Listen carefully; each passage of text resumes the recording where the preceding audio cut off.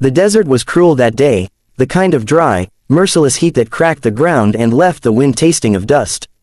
Naira walked through it barefoot, her once bright moccasins long torn to shreds, the soles of her feet bleeding against stone and thorn. Her hair hung in tangled ropes down her back, black against the rust-colored earth. She had been walking for 2 days, no food, little water, only the echo of her banishment in her ears. They had driven her from the camp at dawn, the elders standing in a semicircle around the fire as the sun climbed, their faces hard and unmoving. The medicine man had refused to meet her eyes. Her aunt had turned away, her younger sister had cried until her mother slapped her silent. And her father had said nothing at all. The spirits have marked her, the head elder had declared. She carries sickness in her flesh. She will curse those who remain. The tribe murmured agreement, though not all believed it. Some pitied her, others feared the superstition more than they feared cruelty. But no one stepped forward to stop it. They had painted a mark on her forehead, the mark of the banished, and sent her into the desert with only a water pouch and the rags on her back.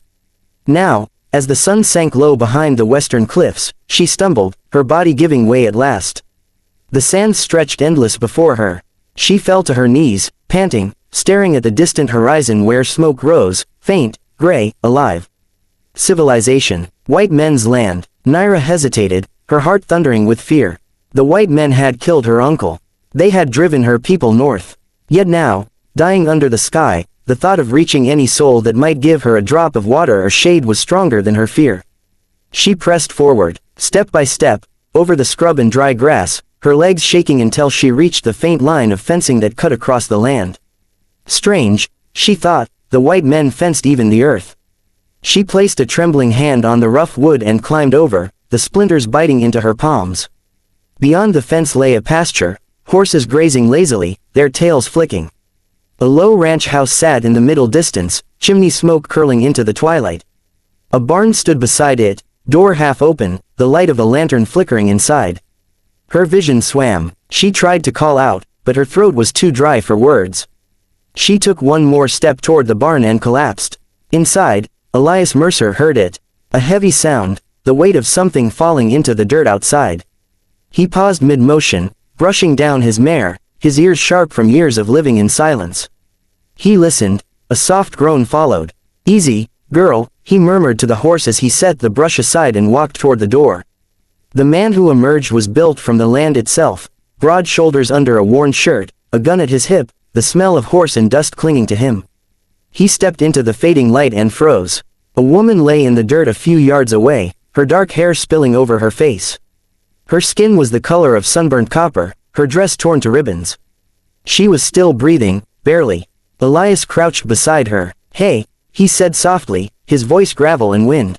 "Can you hear me?" Her lips moved, but no sound came. He fetched his canteen from his belt and tilted it carefully to her mouth. At the first touch of water, she jerked, then drank greedily, choking halfway through. "Slow," he said, steadying her head with one hand. "Don't drown yourself, girl." She looked up at him then, and for the first time he saw her eyes, dark, fierce, and filled with pain. She flinched from his touch, whispering hoarsely, "Don't touch me." Elias drew back immediately. "All right," he said. "You're safe. Ain't gonna hurt you." She stared at him like she didn't believe the words. Then she rasped, "Why help me?" "Because you're about half a mile from dying," he said simply. "And I don't leave people to die." Her eyes narrowed. "You're white." He gave a small, grim smile. "You noticed." That earned him a faint flicker, not quite a smile, but the shadow of one. He looked her over again and saw the marks, the scarred skin near her shoulder, the faint, fading paint on her forehead. Recognition dawned. He'd seen those marks before, years ago, on a dying Apache man he'd found after a skirmish. "Banished. You got a name?" he asked quietly. She hesitated. "Naira." He nodded. "Naira. All right, I'm Elias." When he reached out again, she tried to push herself up, but her strength failed. Without another word, he lifted her in his arms. She struggled weakly, gasping, "Let me go." "Can't do that," he said, his voice low and steady. "You'll fall again." Her resistance faltered. She was too weak to fight. He carried her into the barn, the smell of hay and horses wrapping around them. Inside, the air was cool and dim. He laid her gently on a pile of clean hay near the lantern's light and covered her with his coat. She watched him through half-lidded eyes as he poured water into a tin cup. Her breath trembled when he held it out.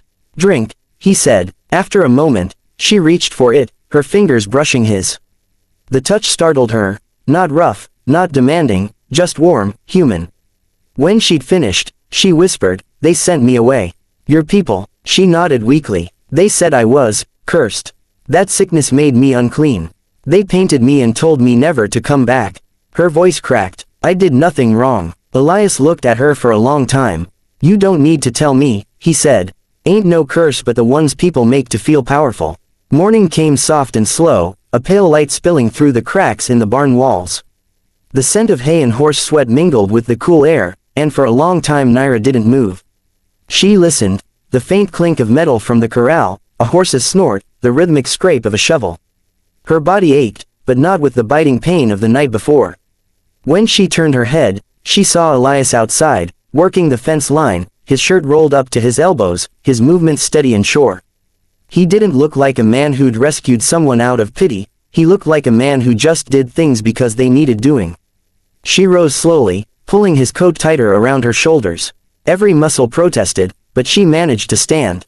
The barn felt like a strange sanctuary, the quiet, the dust motes drifting through shafts of light, the sound of the horses shifting gently in their stalls. One of them, a mare with a white blaze, nickered softly.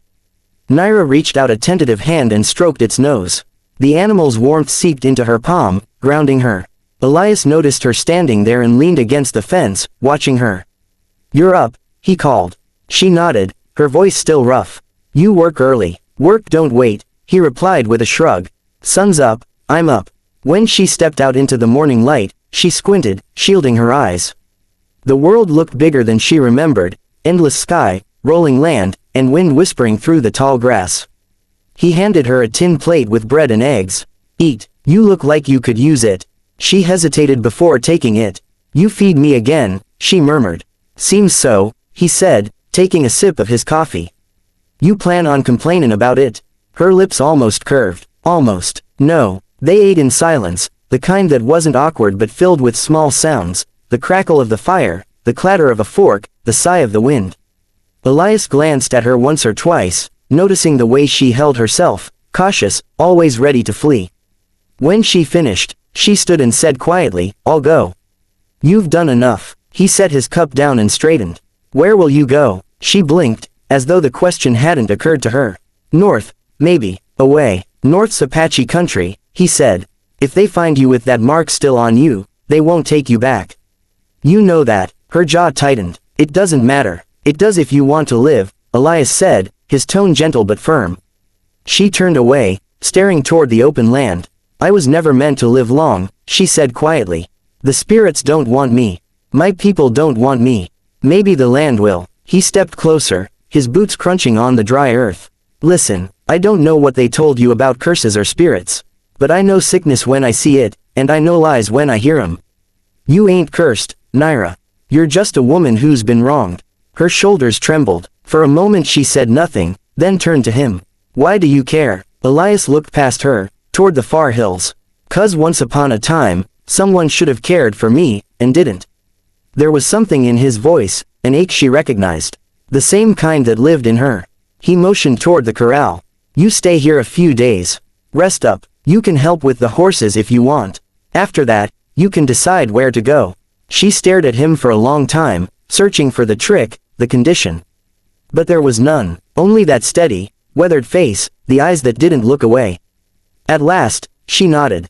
"I'll help." The days that followed passed quietly. She moved like a shadow at first, feeding the horses, fetching water, mending what she could. Elias kept his distance, though he always made sure she ate. He talked little, but when he did, his words were plain and kind. Slowly, the fear in her began to loosen. She started to hum when she worked, a tune from her childhood, soft and low. Once, he caught her singing to a foal that had just been born, her hand stroking its neck as it trembled on unsteady legs.